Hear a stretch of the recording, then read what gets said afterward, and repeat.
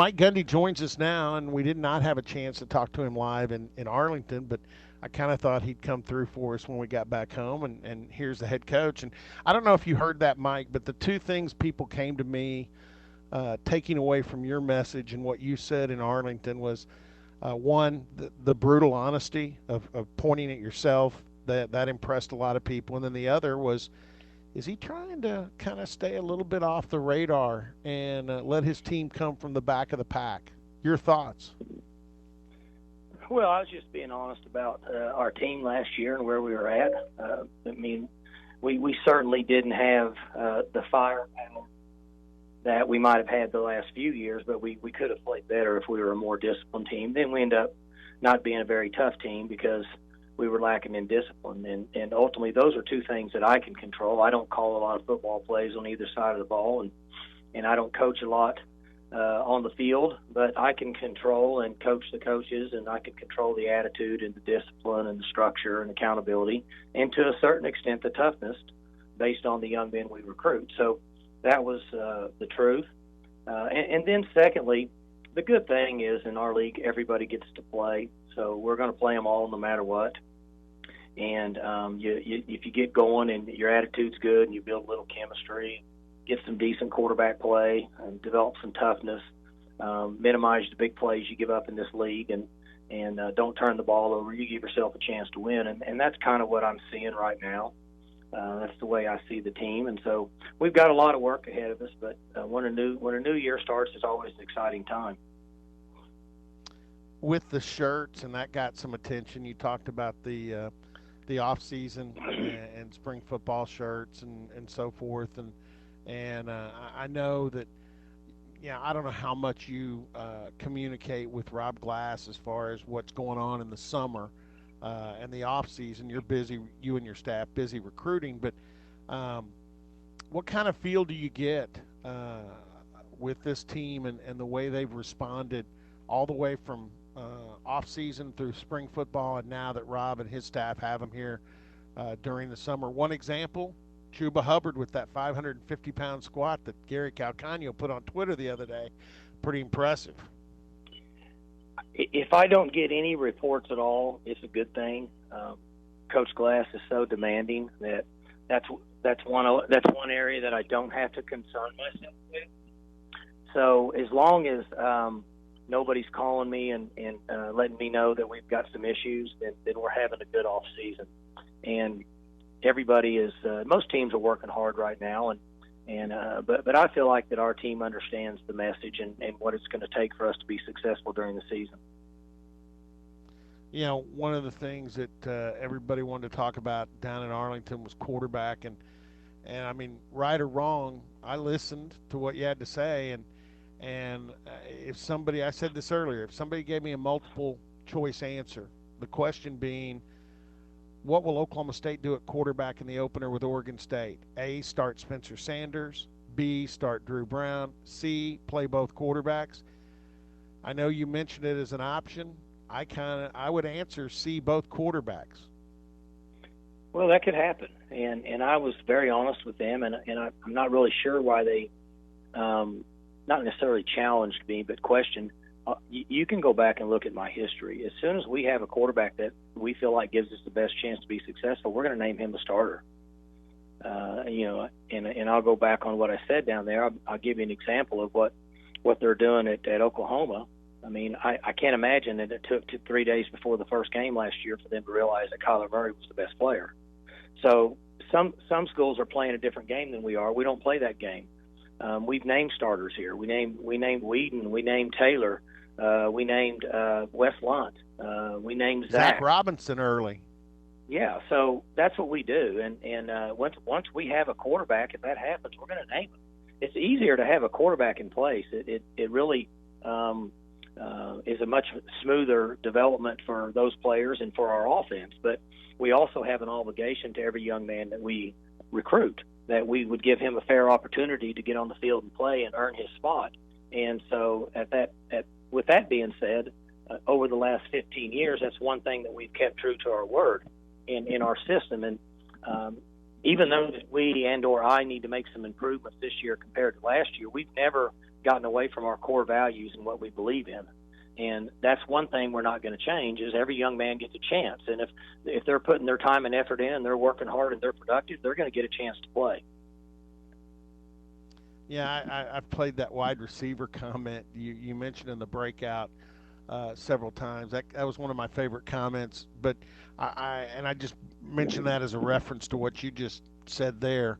I want to go to the linemen though, because one thing that's in this league, even though everybody praises the quarterbacks and the skill guys get so much attention, offensive line and defensive line play is still so important.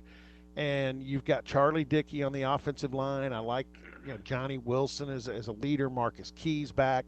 I want you to talk about that, and then I asked you in Arlington about your defensive line, because Joe Bob and Greg have got a big chore to come up with a two deep on that defensive line. I think they got enough guys, but it'll be interesting to watch that develop. So two sides of the line of scrimmage. Well, the defensive linemen are going to have to play better than they're supposed to at a certain point in their career, based on youth and inexperience. Period. They're just going to have to find a way to play better.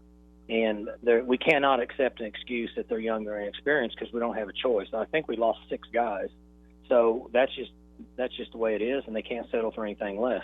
Offensive linemen, we've got a number of guys now that have played, and if you look at the guys that have played for us, all of them have played when we've been successful in beating top 10 teams and or won 10 games. So they're good enough to win with. It's not really an issue. We just got to get them ready to play.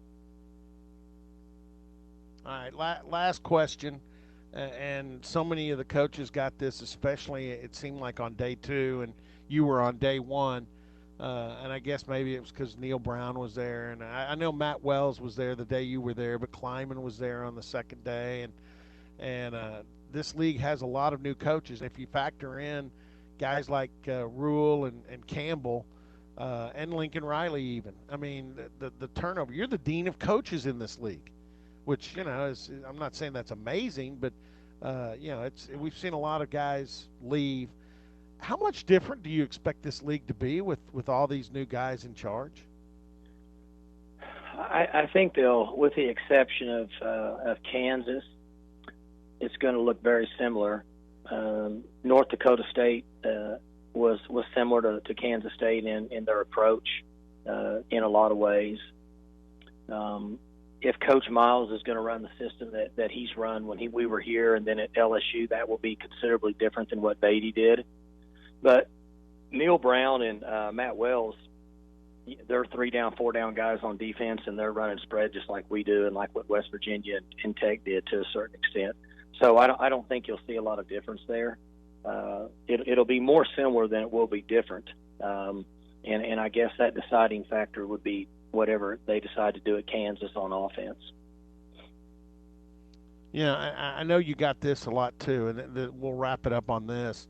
And we just had Austin Chadwick on talking about the high school season coming up ahead, talking about the Oklahoma Pigskin Preview magazine, and Gunner's on the cover. And we've done, I think, 6 stories on 247 Sports on Gunnar and his improvement. And I know you're proud of him.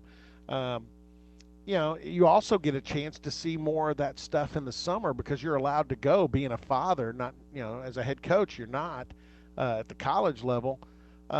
Your thoughts on Gunnar heading into his senior season, and I know how much he really cares about what he's doing. I mean, this kid's dedicated. Talk a little bit about your son there. Well, I'm proud of how hard he's worked, and it was just kind of a shock to me when I went over to Arkansas this last weekend and watched him in that 2-day 7-on-7. And I can remember, it just seemed like yesterday, he was a freshman, and he was getting to play 2 or 3 series. And he was splitting reps with Garrett Lemming. He was just a freshman, a rising freshman, and I thought, gosh, he's got a long ways to go. And now I'm back over there for the 4th time, and it doesn't even seem like I've been there really twice. But he's really worked hard, and he stayed humble. He understands the team concept, and I've visited with him a little bit. I'm sure as his coaches have, that they're no longer the underdogs. Everybody knows who they are. They're going to be gunning for him, and his group has to do a good job of competing and preparing. Supposedly every war is won way before the battle, and that's a good quote for his team, because last year they kind of snuck up on a lot of people, but it won't be that way anymore. But he's visited a few schools this summer, and he's not going to commit. He's going to go through the season and see what happens and see how it plays out. And I'm glad he's been able to spend some time and enjoy the recruiting process. I told him, I said, now if you commit, it's over. Okay, so don't you commit anywhere unless you know for sure that's what you want to do. We're not visiting any other schools, not coming back in October and saying that, I didn't know the school was going to recruit me. I said, you can go and visit and have a good time and communicate with the coaches and be honest, do whatever you want. But if you commit, we're not playing any more games. And so I said, I would recommend not committing unless you know for sure that's what you're going to do. And so fortunately, he's stayed with that. Not that he's had a ton of Power 5 schools knocking his door down, but he's had some people that are pushing him a little bit, wanting him to commit, and he hadn't done it. And so I told him, just tell him the truth. Tell him you're not going to do it till after the season. Then they can go do what they need to do as a coaching staff, and then you can deal with it from that point moving forward. And so that's what it's been like for him. But I've really enjoyed his career. I've enjoyed Coach Barnard and their staff. They have a great staff and quality coaches that really care about the young men, and they do a good job. And as a parent, it's been fun for me. People say, well, is it nerve-wracking? It's not been nerve-wracking for me at all. I mean, I want them to win and do good. We all do as parents.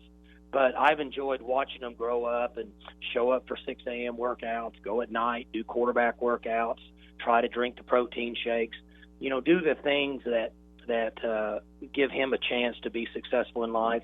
He got home from football workouts this morning, and I've had him on the farm out here since 9:30. I just let him go in about 10 minutes ago, and we were working outside doing some labor stuff. And, those things are enjoyable for me as a dad, forget being a coach. But I'm proud of him for what he's done, and I'm excited about him and his upcoming season, just as I am for Oklahoma State and our season. And we're thrilled with our coaching staff and the direction we're going. And young men seem to be working really hard, and they're excited. We're going to push them hard. This is going to be a tough August. This will be a different August. We're going to do some things that we haven't done in probably 5, 6, 7 years. We're going to go back to the old school a little bit. This will probably be the toughest August preparation that we've had in a number of years. So I'm looking forward to getting out there with the guys and watching the ones push through it till the end. I thought that happened a little bit in bowl prep too, and it certainly worked out well in Memphis, Tennessee. Hey, Mike, we appreciate it, and we'll see you, and we're looking forward to it as well. Okay, Robert, thanks. All right, Mike Gundy, the Cowboys head coach, and we appreciate him coming on with us.